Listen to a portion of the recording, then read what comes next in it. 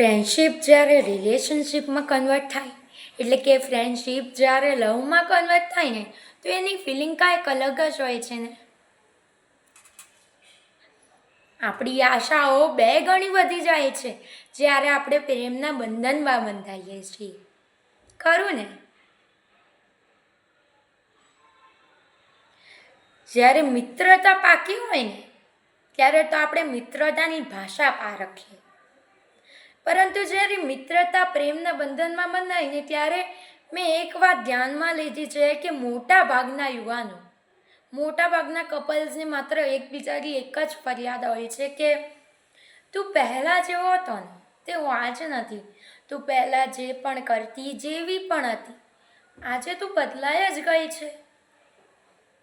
અરે કોઈ બદલાયું નથી હોતું યાર, બસ તમારો નજરિયો બદલાઈ જાય છે.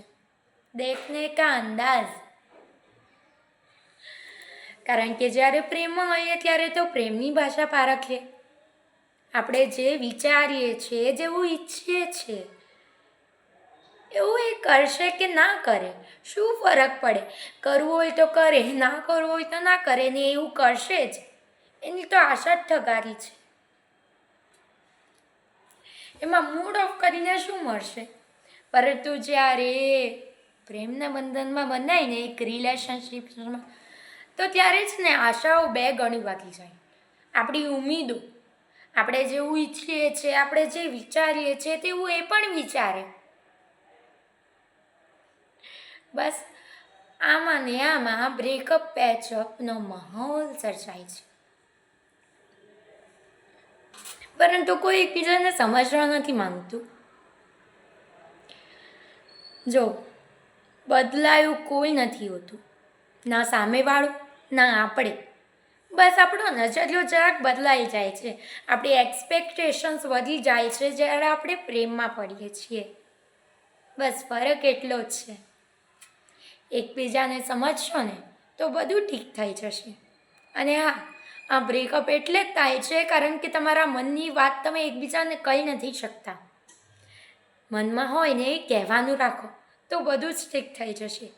કન્વર્સેશન આપણે કરશું ને, વાતો, તો એ બધું જ ઠીક કરી લેશે. બસ એકબીજાને જાણો, એકબીજાને સમજો ને એકબીજાને થોડો સમય આપો. એટલે સમય કેવો?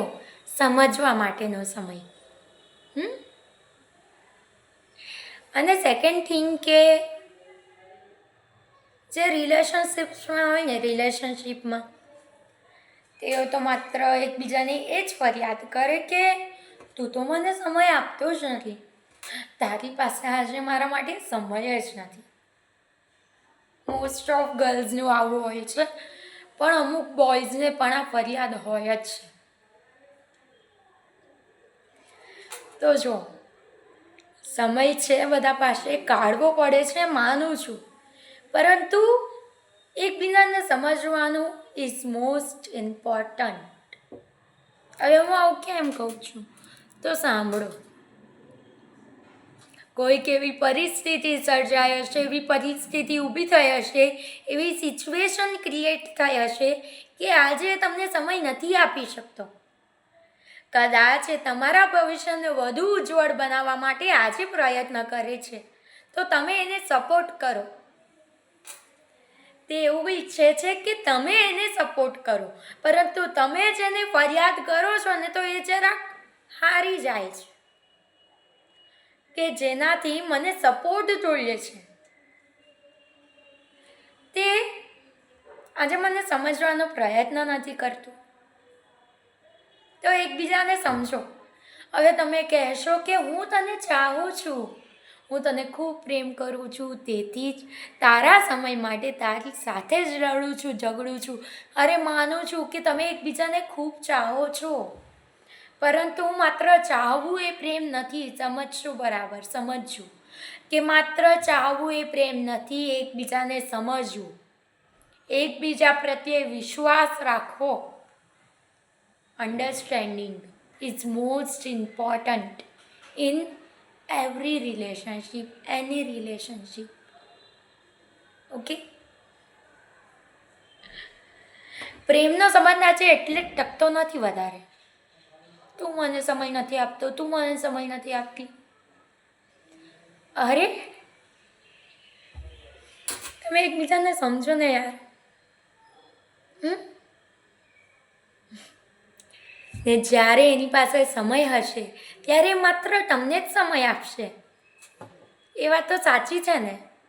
તો પછી આજે ભલે સમય નથી, આજે કામમાં છે, તમે એકબીજાને સમજવાનું રાખો.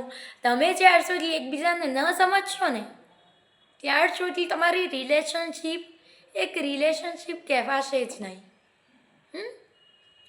રિલેશનશીપ, વિશ્વાસ અને બસ એકબીજા પ્રત્યેની સમજણ, ધીસ ઇઝ મોસ્ટ ઇમ્પોર્ટન્ટ.